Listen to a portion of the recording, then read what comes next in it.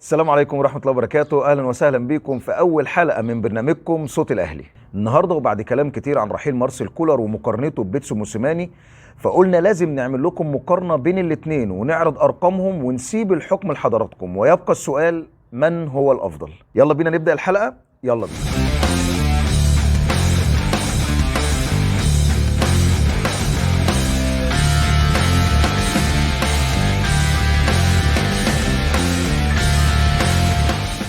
لو اتكلمنا عن بيتسو موسيماني فخلينا افكركم ان النادي الاهلي اتعاقد مع موسيماني في اكتوبر 2020، وتم فسخ العقد بالتراضي بين النادي الاهلي وموسيماني في يونيو 2022.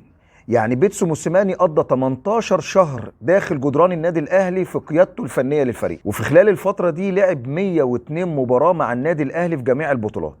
فاز في 65 مباراه، اتعادل في 26 مباراه، خسر 11 مباراه، احرز 194 هدف، دخل مرماه 79 هدف، خرج بشباك نظيفه في 45 مباراه. وبالنسبه للبطولات فقدر موسيماني ان يحصل مع النادي الاهلي على 5 بطولات: 2 بطوله افريقيا، 2 بطوله سوبر افريقي، وواحد كاس مصر، وقدر كمان انه يحقق المركز الثالث مرتين متتاليتين في كاس العالم للانديه. وخسر 3 بطولات: الدوري المصري لصالح نادي الزمالك، السوبر المصري لطلائع الجيش بضربات الترجيح، بطوله افريقيا قدام الوداد في كازابلانكا. أما عن مارسيل كولر فتولى القيادة الفنية للنادي الأهلي من سبتمبر 2022، ومن بداية التاريخ ده مارسيل كولر لعب مع النادي الأهلي 72 مباراة، كسب 49، اتعادل في 16، خسر 7، أحرز 131 هدف، دخل مرماه 43 هدف، وخرج بشباك نظيفة في 43 مباراة. أما بالنسبة للبطولات فقدر مارسيل كولر إنه يحقق مع النادي الأهلي 5 بطولات: بطولة أفريقيا، بطولة الدوري، 2 سوبر مصري، بطولة كاس مصر، وقدر كمان انه يحقق مركز رابع في كاس العالم للأندية. وكمان خسر بطولتين: بطولة السوبر الأفريقي قدام اتحاد العاصمة الجزائري، وخرج من بطولة الدوري الأفريقي قدام صن داونز في الدور قبل النهائي. ودي كانت أرقام المديرين الفنيين مع النادي الأهلي.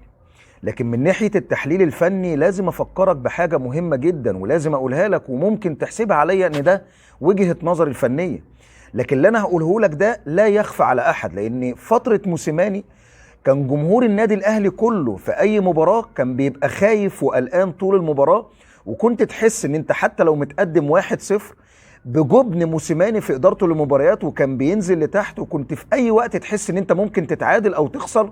وده حصل في مباريات كتير، وده كمان كان من ضمن الاسباب اللي ضيعت مننا الدوري لصالح نادي الزمالك في اخر مباراتين كانوا مؤجلتين. غير كمان انه كان بيحب ويكره وكان مصر على لعيبه معينه وكان بيشركهم حتى لو مصابين، وما كانش عنده اي فكره عن الروتيشن او ان هو يعتمد على لعيبه غير اللعيبه اللي بيعتمد عليها دايما. لكن بالنسبه لمارسيل كولر تحس ان الموضوع مختلف تماما، واكيد جماهير الاهلي او قطاع كبير منهم حاسين بالفرق ده او حاسين بالاختلاف ده.